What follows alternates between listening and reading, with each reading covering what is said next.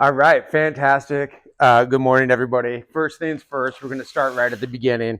And right here, I got a bag of commercial clay. This is a Laguna clay. And what's really wonderful about commercial clay is right out of the bag, make whatever you want. It's usually really good consistency and really great plasticity, and you can get it to any cone of maturity that you want. What I find though is that when you get a bag of clay that's commercial like this, it's been sitting sometimes for months, sometimes even for a year if you buy your clay earlier. And so it gets a little bit firm. So one recommendation that I have before you even start wedging is to knock the clay around, to beat it up a little bit. And what that's going to do is it's going to break some of those water platelets, and it's going to soften up your clay and make it a little bit more plastic. So it's as easy as just taking your clay and slamming it down just like this. And you can see like immediately right off the bat, it's starting to get a little bit softer. So that's the first thing that you want to do is you want to beat up the clay a little bit and give it a little bit of movement and start to break those platelets, because it's going to increase the plasticity and it's going to make the clay a little bit easier for you to be able to wedge. So right off the bat, there's a few different tests that you want to do with any clay body that you use. And this is going to show you and teach you a whole bunch about the type of clay that you're using. First off, you want to make sure that it's soft enough to be able to, and malleable enough for you to be able to make what you want to do, but not too soft. And you also don't want it too firm, so you got to find like that Goldilocks. And the best way that I found to figure that out is to take a chunk of clay and just squeeze it as hard as you can. You're looking for it to form to that negative shape inside your hand and leave some really nice detail on your fingers. If it rolls up nice and clean off your hand, you know that it's not too soft. If I opened it up and it was all slop, obviously that's too wet. If I wasn't able to squeeze the clay, or the clay cracked a whole bunch, that might be too dry. And so you got to find that perfect kind of space of like that moisture level. It's really interesting to see the details that are in the clay too. Some clays have really, really fine particles, and other clays are a little bit thicker. And so like a porcelain has super, super fine detail, and you'll be able to pick up all of those fingerprints that are on there and get really amazing detail. Something that's more sculptural, that has sand or grog in it, you might not have as much detail within the clay body. The next test that you want to do is called a smear test. And this is actually going to teach you a little bit about the particle size. And so I'm taking my finger and I'm sliding through, and I'm even opening up this clay just a little bit. And I'm looking at all the size of the grain within the clay body. And so you can see that there's some darker brown, dark spots, and then there's some really, really light spots. That's both silica sand that's added in different mesh sizes, and it's also grog. Grog is clay that has been semi-vitrified, which has been basically bisque fired, and then they grind it up to a particle size larger than the silica sand. They add that into the clay body to create some tooth and to be able to create some strength. The more sand, the more grog, the more of like a sculptural hand-built clay it's going to be, versus like a porcelain, which is going to be really fine, fine detail that might be working with plasticity on the potter's wheel. The last test that you want to do is a plasticity test. And so you want to take a piece of clay and you want to roll it out to a coil. Some people call this a pencil test because something about the size of a pencil is a good way to be able to check the plasticity. And what you want to do is you want to take the clay and you just want to twist it and bend it around your finger, or even twist it and put it around another pencil. And you're looking at how the clay is really starting to slide and it moves. If you take a magnifying glass and you look at the inside of clay, it's made up of billions of little super smooth glass-like platelets. That's what they're called. They're smooth, flat, but they're irregular sides.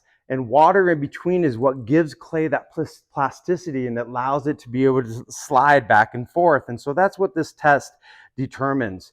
The opposite of plasticity is called shortness. And so just like the moisture of clay, you got to find a clay that's, plastic, but not too plastic, because if it's really, really plastic, most likely that clay is going to shrink a whole bunch and you're going to have issues with cracking. The other side of it is that the sand and the grog, if you have a whole bunch of sand and grog, you won't have plasticity, but it'll be really good for sculptural clay. So your clay could be a little bit thicker and it could breathe a little bit easier. So these are the basic tests that you want to do, which is a moisture test, a smear test, and a plasticity test. Now let's go ahead, let's prep our clay, and we're gonna start to wedge a little bit. I always cut my clay into big, huge chunks. And that's really important so you don't add air bubbles to it. There's a couple different things. If you would cut your clay like this as a little bread slice, there's a few things that happen. When I go to wedge it, I got to fold this up, and now I'm adding air bubbles to it. And air bubbles are not good inside clay. And the reason being is that once this piece gets into the kiln, if that air is totally trapped in there and it can't breathe through like a vent hole, what happens is that as things heat up, the air starts to expand. And so let's say I'm a wall of a vessel and I have a little chunk of air in here. And as I'm starting to reach temperature, there's a massive amount of pressure that's starting to build up in this air pocket. And before you know it, kaboom, the side of your pot's gonna blow out. And so that's one reason why we wedge, is to get out all the air pockets. So it's important not to add air pockets right in the beginning. And so my recommendation is always to cut big chunks and then cut that big chunk into other chunks, just like this. Something that's manageable for you to be able to wedge. Now, there's a few different ways to wedge. The first way and the easiest way to learn is almost like kneading dough. And it's this repetitive motion of just kind of rocking and rolling forward and back. And they call this the ram's head. Some people call it skull wedging. But in essence, you want to put your hands on the side. You want to start that roll, and you just kind of want to push forward a little bit. You're going to bring this clay back, and you're going to push again. And you're going to continue to work this. Notice how like I've opened up my legs a little bit. I've created some really nice strength and grounding with my wider stance that I have. And I could work this clay over and over and over again. Now you can see very easily why they call it a skull wedging, or why they call it ram's head, right? Because it looks like the skull of a ram with the eyeballs and the mouth, the jawbone that's down here. You're looking for these repetitive lines, 1, 2, 3, 4, 5. And what I'm doing is I'm turning the clay, I'm rolling it on top of each other. And as I do that, I'm pushing out clay air bubbles. Some people say that you want to wedge for 2 minutes. Some people say 5 minutes. Some people say you want to do 200 revolutions. Some people say you want to do 300 revolutions. For me, how it is that you need a wedge until the clay starts to wake up. And all of a sudden you start to feel with this repetitive motion how the platelets start to line up and the clay becomes a little bit more plastic. And you just kind of feel that, okay, that is now wedged and it's ready to go.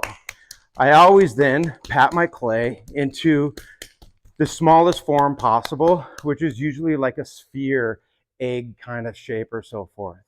If you're concerned about knowing if there is air bubbles, you could take your wire tool and you could cut it in half, and you could look and you could see if there's any air bubbles.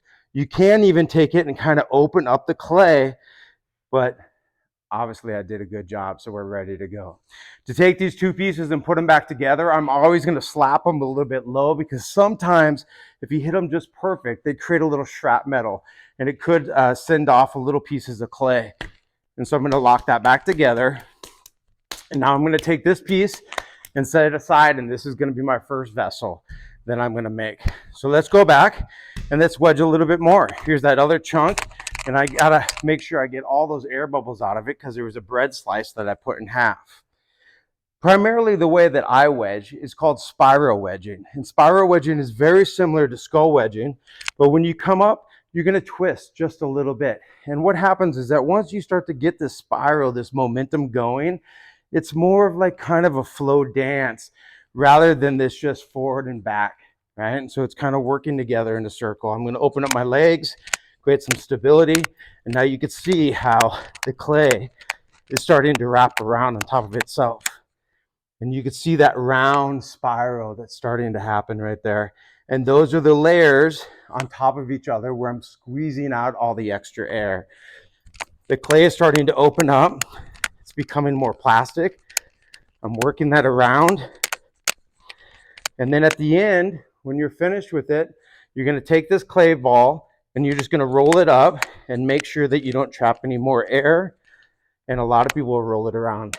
This is a real basic form that all potters work with on the potter's wheel. This now can be my next vessel. Let's go see what we make.